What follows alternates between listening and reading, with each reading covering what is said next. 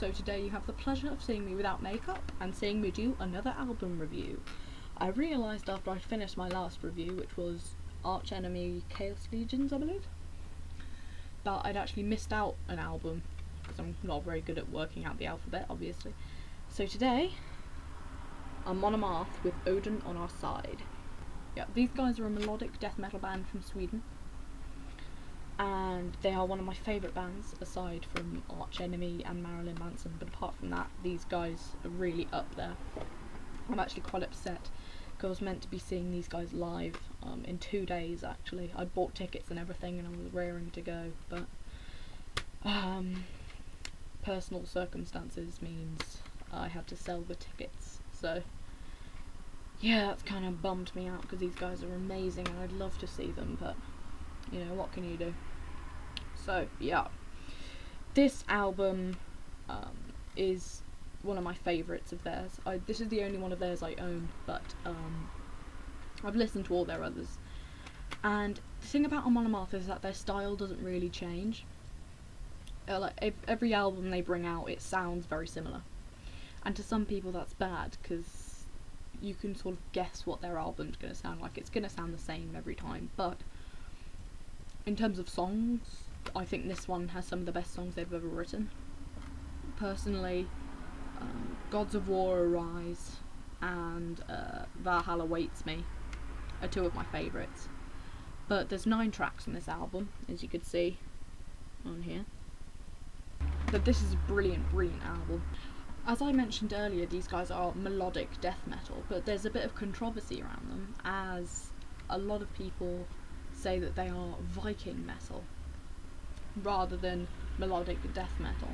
And as any metalheads watching this will know, we're very good at arguing with each other around subgenres. And in my opinion, Viking metal doesn't exist, so I say these guys are melodic death metal.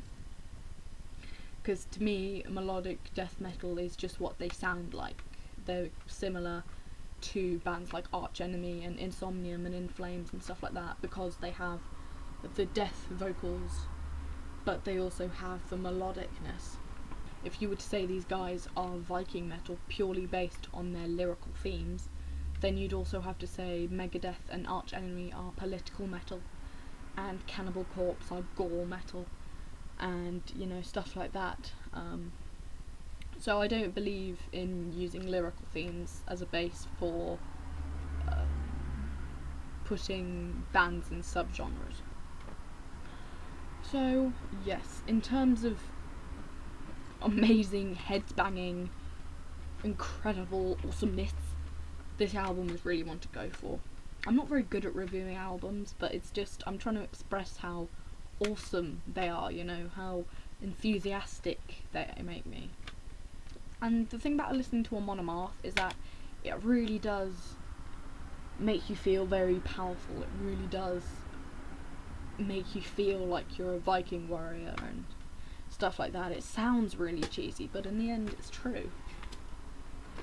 And here, don't know if you can see that, here is a picture of the band, and here we actually have all the band members.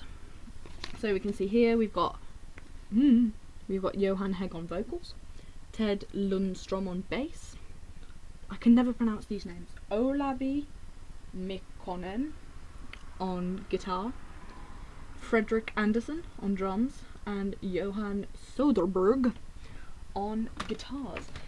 I'm not very good at pronouncing these Swedish names, and that's why I forget band members' names so often, because they're all quite Scandinavian. I can remember members of Marilyn Manson and Arch Enemy, but that's about it as far as my memory goes. But in this booklet you've got the lyrics, you've got, oh, I love this, this is one of my favourite graphics. It's 3 swords on fire, and I'm quite into mythology, and I'm quite into kind of the warrior mindset, so I love looking through this. I love these little things, they're brilliant. But yeah, I'm sure you gained absolutely no information from this. Thank you all for watching.